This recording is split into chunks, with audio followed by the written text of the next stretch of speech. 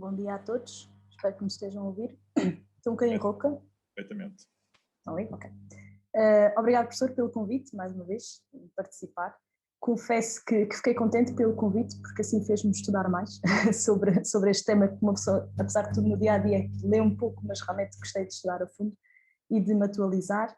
Inclusivamente agora na Academia Americana também tive a oportunidade de aqui aperfeiçoar um pouco a minha apresentação, porque realmente é um tema que está completamente na moda e os neurologistas estão de tal forma muito interessados neste tema. E então, respondendo aqui à pergunta, não há, desculpa, não há? Ok. Então, qual vai ser a minha organização da apresentação? Na verdade, vamos tentar responder aqui algumas perguntas. A primeira é se o SARS-CoV-2 invade o sistema nervoso, e já falamos aqui um bocadinho. Quando surgem estas manifestações? Em que regiões do sistema nervoso é que estão mais propensas a esta invasão? Quais os sintomas ou as patologias neurológicas? Como tratar e qual o prognóstico destes doentes? Ok, muito bem. O vírus, não vou aqui falar muito sobre o vírus, uma vez que o professor Tiago já falou aqui um bocadinho, mas só aqui uma breve revisão. Este é um vírus que já desde 1965 já ouvimos falar, não é um vírus que surgiu em 2019, já sabíamos que este vírus existia. Nesta altura apresentava apenas uma infecção respiratória leve. Depois, em 2002, surge a denominação do SARS-CoV-1, em que ocorria uma síndrome respiratória aguda grave. A mortalidade era elevada, 10%, e então o número de infectados acabou por não ser muito elevado. Na verdade, os vírus com muita mortalidade acabam depois por serem eliminados, porque as pessoas acabam por morrer facilmente, não tendo a transmissão, não permitindo uma grande transmissão. Em 2012 temos o síndrome respiratória do Médio Oriente, em que a mortalidade ainda era superior, 35%, e como tal temos apenas registrado um número de 2.500 infectados. Em 2019 temos a famosa pandemia que foi classificada em março de 2020, mas temos a pneumonia SARS-CoV-2, em que apesar da mortalidade atual, isto são os números de ontem à noite, apesar da mortalidade ser de 2,13%, uma vez que temos cerca de 146 milhões de infectados, já estamos com uma mortalidade de 3 milhões, mais do que 3 milhões a nível mundial. Um número um pouco assustador, certo? Pronto, o vírus, não vou aqui falar muito sobre o vírus, uma vez que o professor Tiago também falou um pouco, é um vírus de RNA, que tem estas projeções de peptómetros, que são os tais responsáveis por esta figura que parece uma coroa, não é? E tem as tais proteínas, nomeadamente a spike, que já falamos aqui um pouco de manhã. Então, se realmente o SARS-CoV-2 invade o sistema nervoso? Esta é a pergunta. E a resposta é sim. Dentro das 7 espigas que conhecemos do SARS-CoV, do coronavírus, no geral, sabemos que 4 delas, inclusive o SARS-CoV-2, pode afetar o sistema nervoso para além de afetar maioritariamente o sistema respiratório. Esta percentagem é baixa, tanto a nível do sistema nervoso central como a nível do sistema nervoso periférico. No entanto, tendo em conta o número de infectados atualmente, podemos considerar que o número de alterações a nível do sistema nervoso não são assim tão baixas, tendo em conta os milhões de infectados que temos no momento. Relativamente ao seu mecanismo de ação, um pouco aquilo que o professor também já falou, temos um mecanismo de lesão neuronal que pode ser direta, e aqui falar brevemente, porque o vírus acaba por se ligar aos receptores da enzima conversora da angiotensina, e esta enzima está presente em todo o endotélio dos capilares, nomeadamente o endotélio dos capilares cerebrais, ou seja, achamos que esta pode ser uma forma direta de lesão neuronal. Para além disso, também temos a via olfativa, o professor também já referiu aqui um pouco, que o vírus realmente pode entrar através dos terminais do nervo olfatório e atingir o sistema nervoso central, uma vez que este não está coberto por uma das meninges, que é a dura mater. Também temos a via barreira hematoencefálica, né? Temos uma barreira que divide a parte sistêmica, o sangue, e a parte encefálica, tudo está dentro do sistema nervoso central, e uma vez que existe um grande padrão de inflamação, a nível sistémico, este acaba por quebrar esta barreira e invadir o sistema nervoso central. Depois temos outros mecanismos de lesão neuronal indireta, uma, como se pode perceber perfeitamente, é por uma lesão cerebral hipóxica, não é? Há um padrão, a pneumonia causa uma hipoxemia grave, depois irá causar anaerobiose e toxicidade, e lesão neuronal e edema cerebral. Também temos a lesão imunomediada, que é aquilo que nós também já vimos falar muito agora, nesta explosão de citocinas inflamatórias, que depois poderão ativar o complemento e a cascata da coagulação e também lesar órgãos-alvo, nomeadamente o cérebro. Depois temos outro sistema, que também é as coagulopatias, por alteração da elevação da protrombina, do aumento dos dedímetros, ou mesmo a baixa de plaquetas, que irá predispor os eventos trombóticos, que também vamos falar aqui um bocadinho mais à frente. Então, quando é que surgem estas manifestações? Na verdade, o que nós sabemos é que, este artigo que saiu o ano passado, é que 42% das manifestações neurológicas podem ocorrer no início da doença, da infecção por SARS-CoV-2, 63% dos casos durante a sua hospitalização, nos casos graves, e num total 82% dos casos podem surgir durante todo o curso da doença. Que regiões são mais propensas para o sistema nervoso central invadir? Sistema nervoso invadir, peço desculpa. Na verdade, aqui é um pouco de tudo. Temos o sistema nervoso central e o sistema nervoso periférico, como eu vou falar aqui mais à frente, ou seja, poderá haver atingimento de várias regiões do sistema nervoso. Então, vamos falar dos sintomas e das patologias neurológicas que podem estar associadas a esta infecção. Pronto, tal como eu já referi, pode atingir aqui um pouco de tudo. Temos os não específicos, os sintomas não específicos, como a dor de cabeça, a confusão, a fadiga, as mialgias, as náuseas. Depois temos as manifestações neuropsiquiátricas, como a ansiedade, a depressão, a psicose, que surge uma percentagem relativamente frequente aqui nesta infecção. No sistema nervoso central temos a encefalopatia como sintoma mais frequente, ou mesmo a encefalite, ou seja, a infecção em si do cérebro. Temos as doenças cerebrovasculares, que também iremos falar um pouco, as crises, o estado mal epilético, as doenças desmielinizantes, e que realmente é uma das áreas que a me dedico. Podem surgir alguns sintomas como a encefalopatia, a edema disseminada aguda, alguns quadros de mielite, de nevrites ópticas, doenças do movimento, e aqui o professor também já falou, e há descritos casos de surgimento de mioclonias, ou mesmo de síndromes acinético-rígidos, os casos que o professor já descreveu hoje de manhã. Depois temos atingimentos pares cranianos, o mesmo do sistema nervoso periférico, como o Guillain-Barré, o sistema nervoso autonómico, em que há quadros de desautonomia, ou mesmo o atingimento musculoesquelético. Vou falar aqui brevemente das manifestações mais frequentes, neurológicas mais frequentes associadas ao SARS-CoV-2, e tal como já foi aqui referido, a anosmia e a disgeusia, ou seja, alterações do olfato e alterações do paladar, podem ocorrer em mais de 80% dos casos desta infecção. Podem corresponder à manifestação inicial, mesmo na ausência de obstipação nasal, ou seja, não é por estarmos com o nariz obstipado que temos diminuição do olfato, é mesmo por lesão da via olfativa. O mecanismo, então, desta forma, é por infiltrado e lesão destes tratos olfativos, que até pode-se observar em algumas ressonâncias em que há um hipersinal dos bulbos olfativos. O prognóstico aparentemente é bom, daquilo que sabemos até hoje. Em média, surge durante 8 dias, no entanto, sabemos que poderá permanecer durante mais tempo, nomeadamente meses, que é o que nós temos até agora de estudo.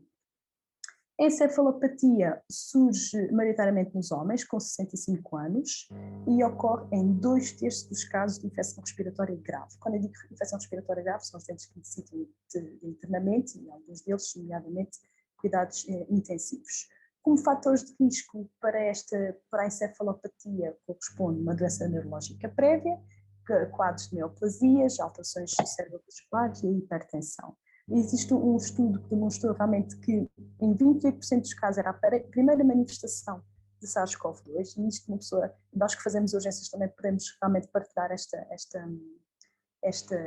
experiência. Alguns doentes que vinham por síndrome confusional realmente a única infecção que tinham naquele momento era realmente a infecção por Covid-19. Ou seja, os fatores de risco nestes casos são os doentes mais velhos, com alterações visuais. Existem casos descritos que os doentes com doença de Parkinson também podem corresponder a ter um fator de risco superior, doentes com AVC ou com a toma de neuroléticos.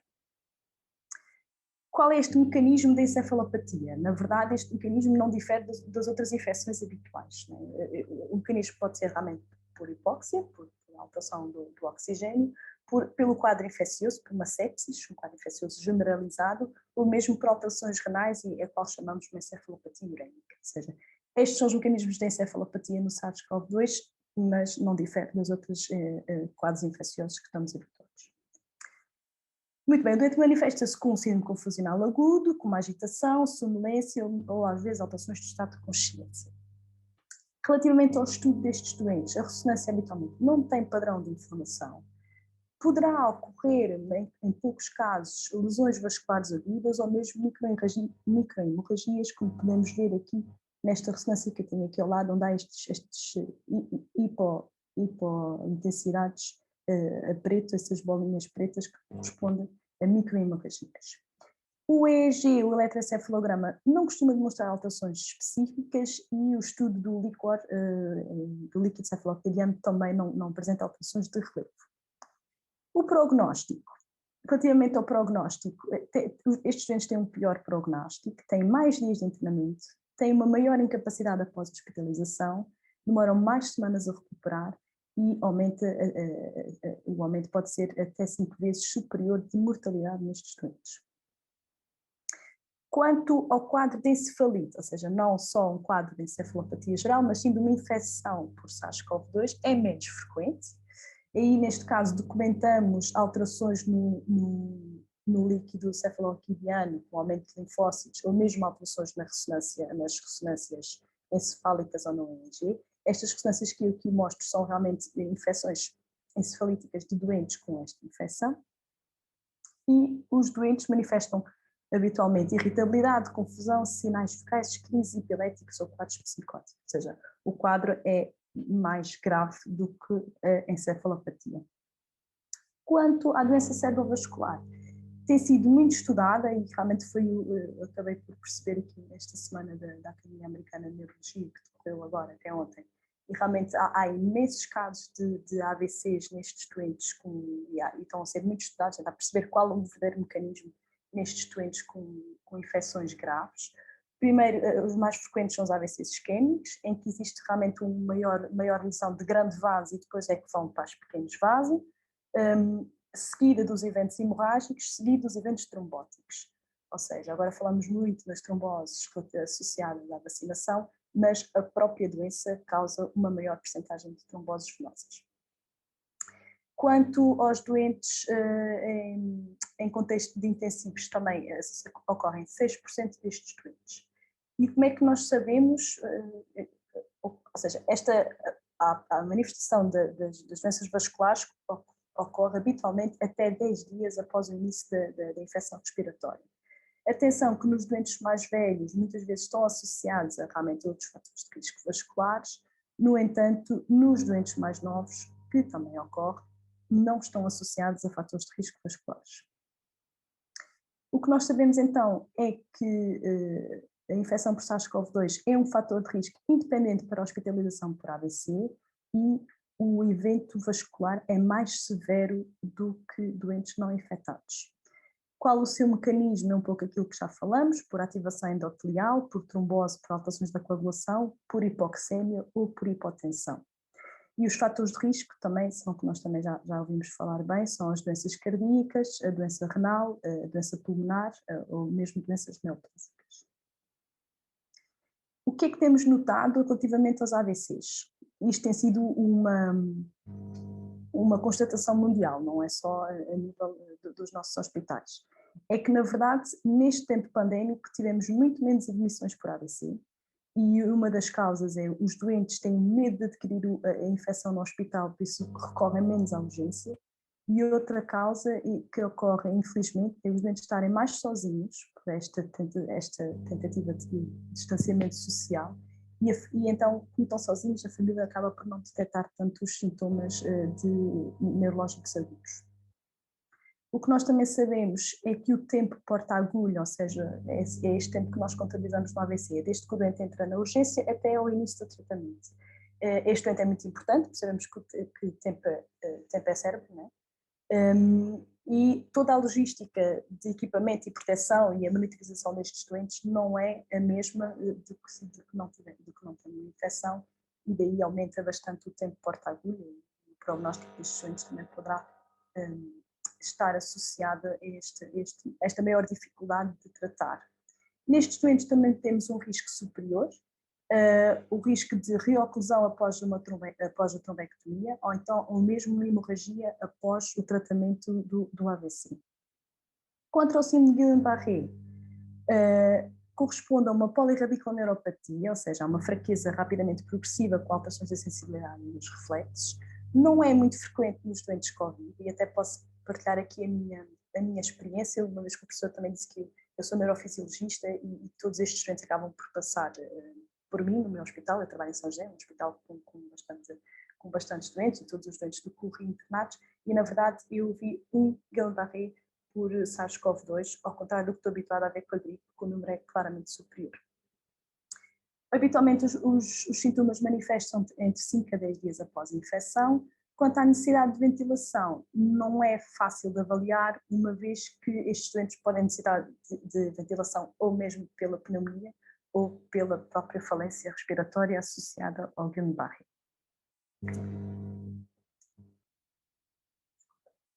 Quanto à patologia do nervo e do músculo, habitualmente realmente é um sintoma muito frequente, as dores, as mialgias e a fadiga, que estão associadas a todos os sintomas virais, aqui não é novidade, mas não sabemos bem se aqui é especulativo se há realmente uma lesão do músculo, uma vez que houve algumas biópsias e que mostraram realmente um padrão inflamatório do músculo e um CK, que é um marcador que nós utilizamos muito elevado. No entanto, habitualmente estes sintomas são reversíveis. A miopatia e a neuropatia dos cuidados intensivos, aí sim, aí tenho visto muito, ou seja, um doente após estar internado em cuidados intensivos, tenho observado em muitos doentes novos, após um longo período de tempo, acabam por ter esta patologia de nervo e de músculo, que poderá demorar todo o seu tempo e necessitar de um grande padrão de reabilitação nestes doentes. E também podemos ver outras doenças neuromusculares, como doenças da placa, nomeadamente a miastenia gravis, em que o trigger é a própria infecção, que pode corresponder a uma primeira manifestação da doença miastenia gravis. Outras manifestações neurológicas, só aqui uma breve referência ao Kawasaki, ou síndrome inflamatório multissistémico, que temos ouvido falar mais em contexto pediátrico, em que realmente há uma inflamação geral e os sintomas neurológicos não são poupados.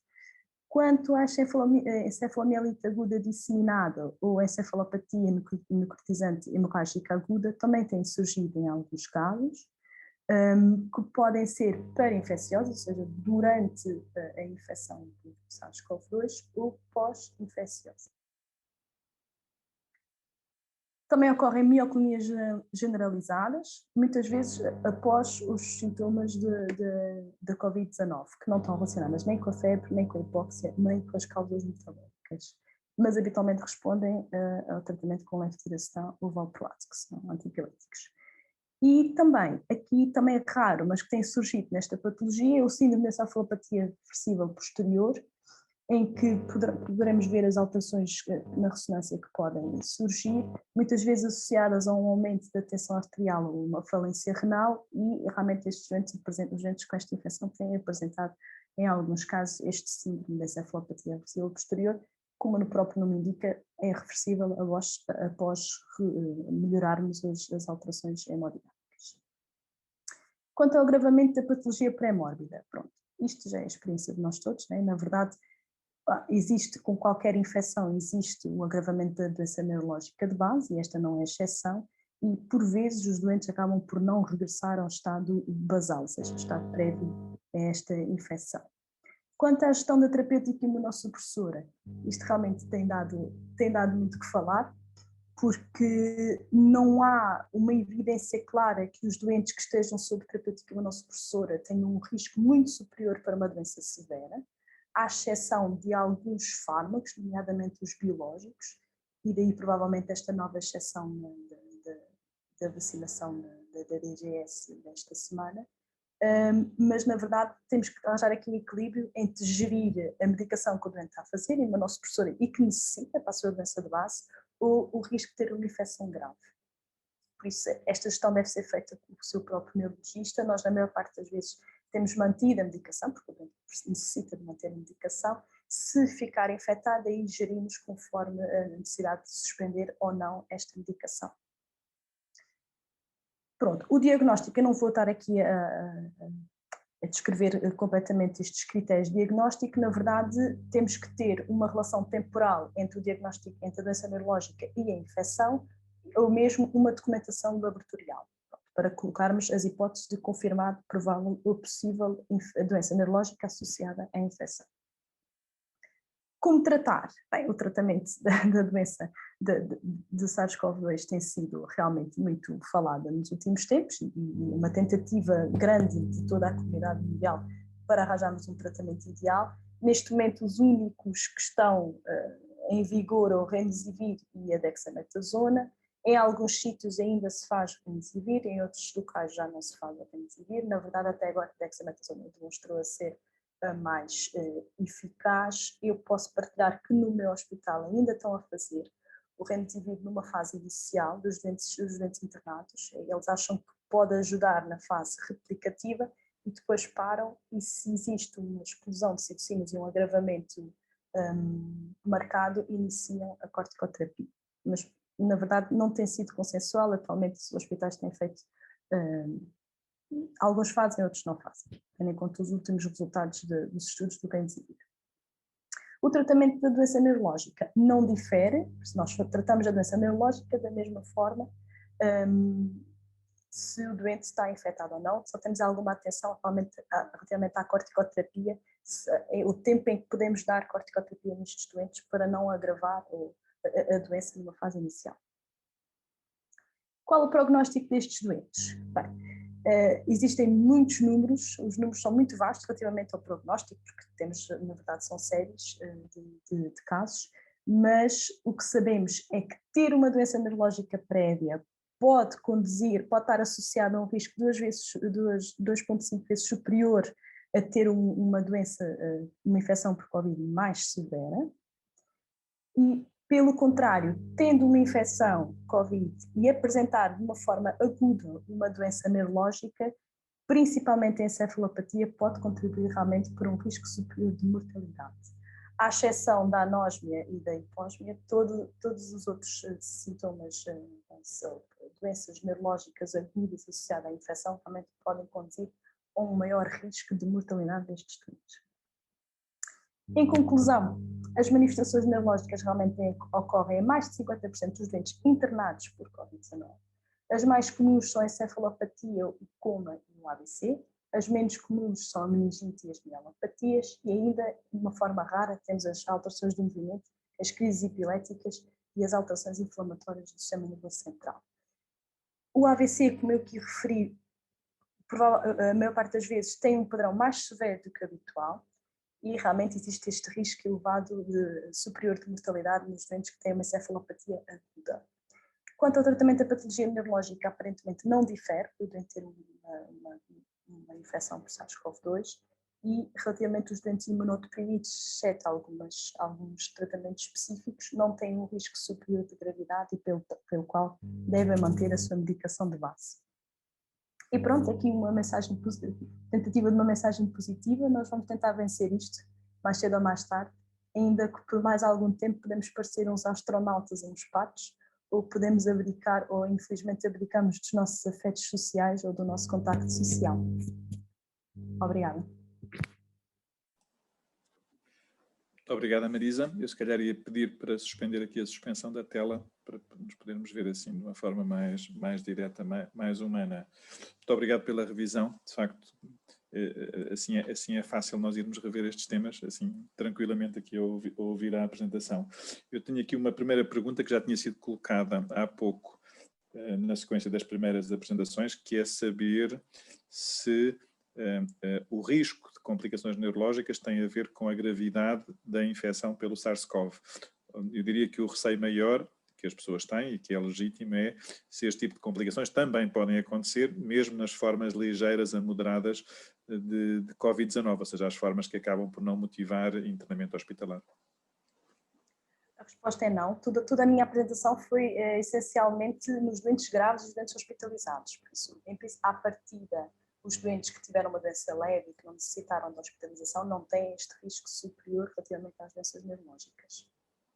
Obrigado. A outra pergunta que eu tenho aqui tem a ver com, eu acho que esta apresentação foi muito elucidativa, que é, nós ouvimos tanto falar de trombose agora associada às vacinas, e estamos tão preocupados com o risco das vacinas, que nos esquecemos de algumas das coisas que nós já sabíamos, e era um bocadinho isso que eu queria que se calhar comentasses com mais detalhe. Uma é saber que o síndrome de Guillain-Barré acontece, nós já sabíamos que acontecia associado a algumas infecções, nomeadamente à gripe banal, mas também acontece associado a muitas vacinas, não apenas a esta, mas no passado, e o mesmo em relação às tromboses venosas. É curioso a tua descrição de que a infecção pelo SARS-CoV-2 também causa tromboses venosas, o que agora estamos a aprender que também acontece aparentemente associado às vacinas.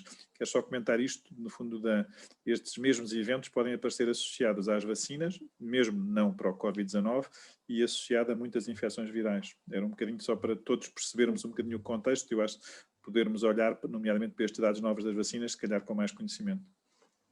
Então, começando aqui pelas tromboses venosas, realmente a percentagem é de 0,1 de doentes que tenham infecção por SARS-CoV grave de terem o risco de uma trombose venosa cerebral, e a percentagem que estamos atualmente a ouvir falar sobre a vacinação é bem inferior, ou seja, na verdade, o risco de termos uma trombose venosa por termos uma infecção é bem superior ao risco de termos uma trombose venosa associada à vacinação. Nós sabemos ainda qual o verdadeiro mecanismo da trombose venosa relativamente à vacinação. Eles acham, talvez o professor Tiago seja o meu gesto ideal para responder isso, mas parece que existe um evento que eles acham que é semelhante à trombocitopenia associada à heparina, mas isto ainda é especulativo, pelo que eu tenho percebido. O risco trombótico dos doentes com SARS-CoV-2 é elevado por toda a alteração da coagulação, e isto realmente incide também nas tromboses venosas. Relativamente ao Guillain-Barré, só dar assim um exemplo. Eu estou habituada, trabalho num hospital central e acabo por apanhar com vários Guillain-Barrés, tanto da região de Lisboa como muitas vezes Alentejo e Algarve, e na verdade eu vou dar um exemplo. Há anos em que com a própria gripe temos cerca de 7, 8, 9 Guillain-Barrés associados à gripe em si.